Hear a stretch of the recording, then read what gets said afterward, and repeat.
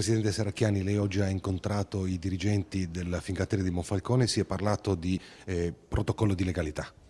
Non solo, abbiamo parlato dell'attività all'interno del cantiere, in particolare del tema degli appalti, dei subappalti, anche alla luce di quelle che sono state delle dichiarazioni gravi che sono state fatte nel corso del Giubileo della Misericordia da parte delle organizzazioni sindacali e che l'azienda ha il dovere di verificare e capire se effettivamente sono casi che sono accaduti all'interno dello stabilimento.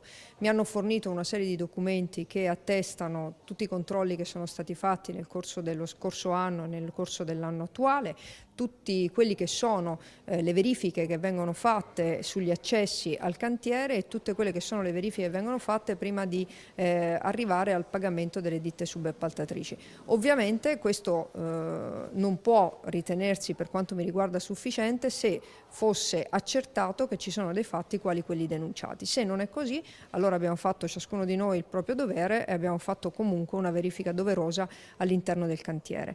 Poi abbiamo affrontato altri temi importanti. Stiamo parlando di uno dei più grandi cantieri della navalmeccanica che esiste in Italia. È un cantiere che crea dei problemi sicuramente alla città di Monfalcone, in particolare la viabilità per quanto riguarda i trasporti, per quanto riguarda i parcheggi e per quanto riguarda infine i rumori. Per quanto riguarda parcheggi e viabilità, i progetti che sono andati avanti sulla base dell'accordo di programma sottoscritto con l'amministrazione comunale ad agosto appunto stanno andando avanti. Verrà fatta una bretella che dovrebbe liberare dall'accesso dei camion e dei tir una parte del centro abitato, mentre per quanto riguarda i rumori, al di là dell'attenzione doverosa che ha posto ARPA, l'azienda si è offerta di verificare se ci sono le condizioni per allocare delle barriere antirumore in prossimità delle case che sono più vicine ai più recenti